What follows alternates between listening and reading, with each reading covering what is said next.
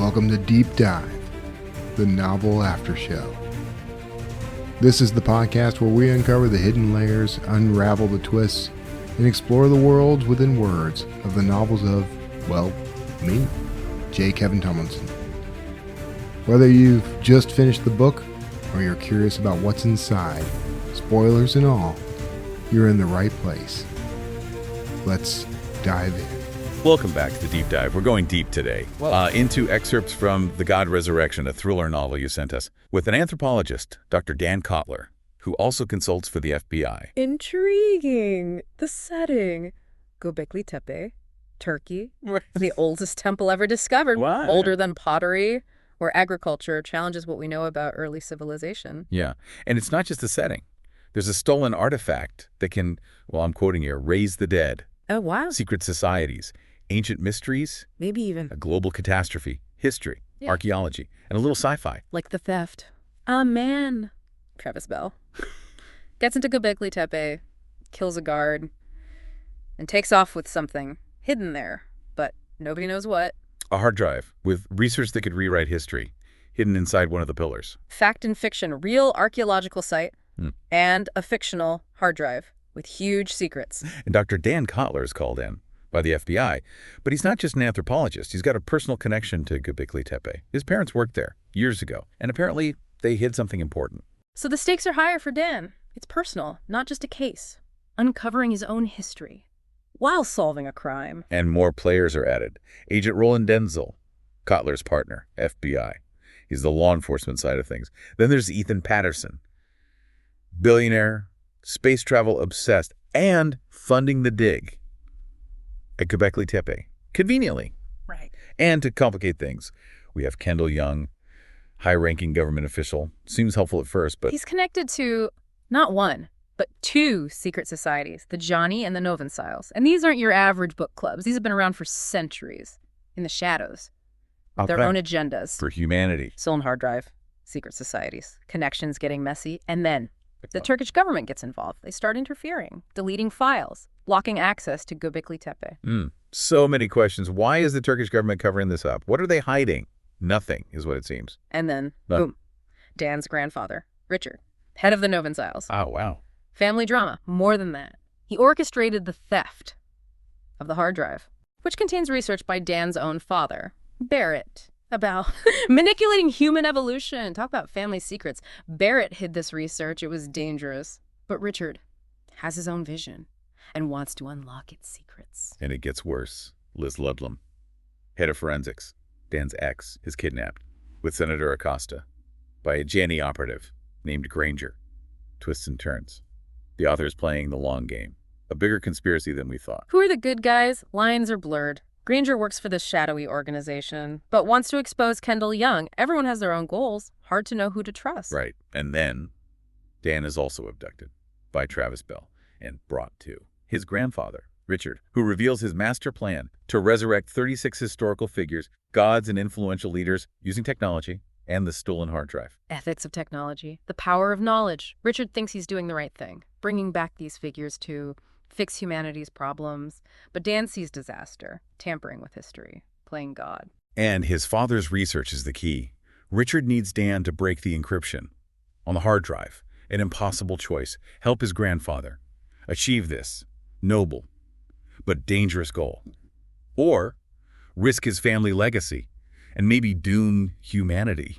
Do the ends justify the means? In this case, incredibly risky and morally questionable. A powerful setup for the climax, maybe something for part 2. Yeah, things are going to blow up. Stay tuned. We're just getting started with the God Resurrection. So Richard wants to resurrect historical figures back into the world. Imagine the chaos if someone actually brought back Julius Caesar or Genghis Khan. That's where the author's background is interesting. Marketing and branding in his notes. He says symbols and stories shape how we see reality. So Richard's trying to rebrand history. Wow, he's manipulating history to fit his vision of a fixed humanity. But who decides what needs fixing? Right. Who controls the narrative, how easily it can be manipulated. And the author digs into some real mysteries, especially Gobekli Tepe. It's not just a cool setting. No. He really explores its significance. Gobekli Tepe changed everything.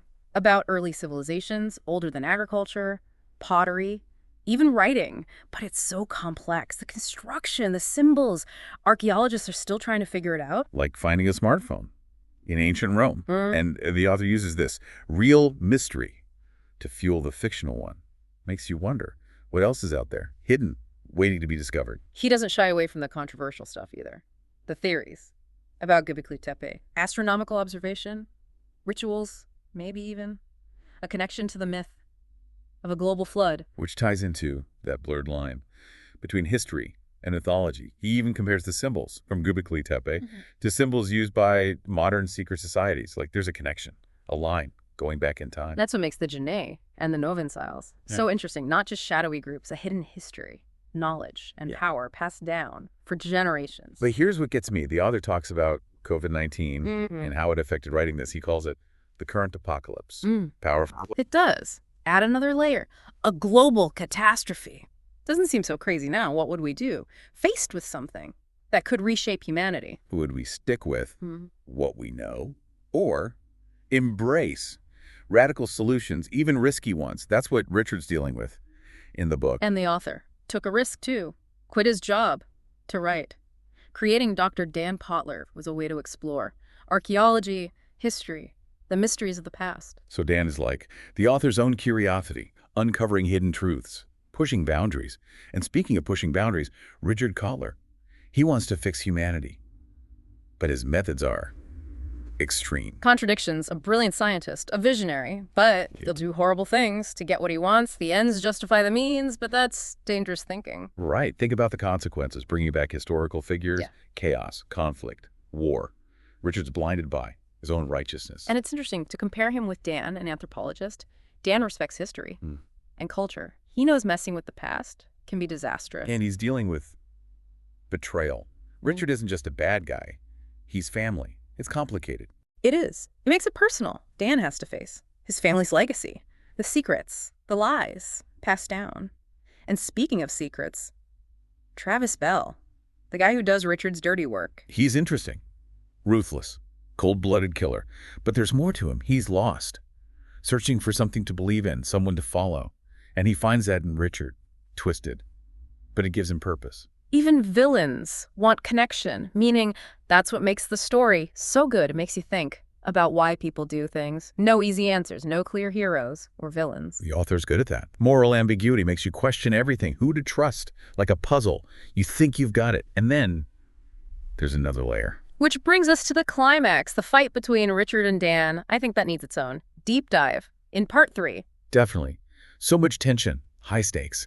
Join us for part 3. We'll unpack the ending of the God Resurrection and talk about what it all means. We're back for the climax of the God Resurrection. Richard's about to unleash these historical figures. Dan has to make an impossible choice. Liz is caught in the middle of this huge conspiracy. I'm hooked. It is about to explode, and the author delivers. Action, emotion, everything's happening at once. Keeps you guessing till the very end. It's happening everywhere. Denzel's raiding Richard's facility. Liz is working with Granger to expose Kendall Young. And Dan's facing his grandfather. It's like 3 stories at once. Each one shows different parts of the book's ideas. Denzel's mission, protecting history, stopping knowledge from being misused. Liz is fighting corruption, standing up for what's right, even if it means breaking the rules. And Dan, he's dealing with the ethics of science and power. There's a lot of sacrifice, too. Denzel's team loses people during the raid. Shows how dangerous this is. Liz has to kill Young to defend herself. Even justice has a dark side.